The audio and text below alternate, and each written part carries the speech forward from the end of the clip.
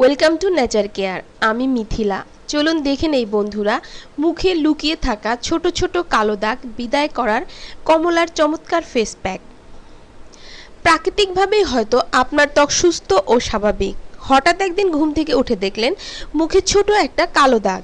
সাধারণত রোদে পুড়ে গেলে বা নিজের অজান্তে ছোট ছোট র্যাশে নখ লাগানোর কারণে মুখে এমন দাগ দেখা যায়। ধীরে ধীরে তা মিলিয়েও যায় বটে, কিন্তু সে সময় যদি কোনো অনুষ্ঠানে যেতে হয় তখন তো একটু ভাবনায় পড়তেই হয়।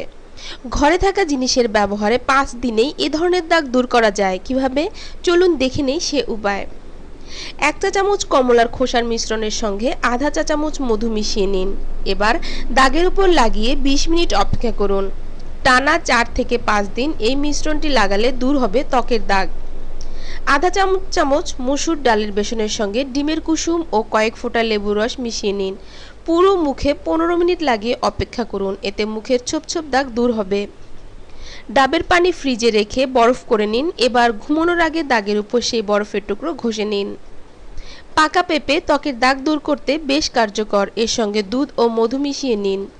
পুদিনা পাতার পেস্ট দাগের উপর লাগিয়ে রাখলে দ্রুত তা দূর হবে। বন্ধুরা, ভিডিওটি ভালো লাগলে অবশ্যই লাইক এবং শেয়ার করবেন, যাতে আপনার কাছের বন্ধুরা ভিডিওটি দেখে উপকৃত হয়। আর চ্যানেলটি সাবস্ক্রাইব করতে ভুলবেন না, কারণ আরও নতুন নতুন ভালো ভিডিও দিলে যেন সঙ্গে সঙ্গে আপনার কাছে পৌঁছে যায়। ভালো থাকবেন বন্ধুরা, আজকের মতো বিদায়।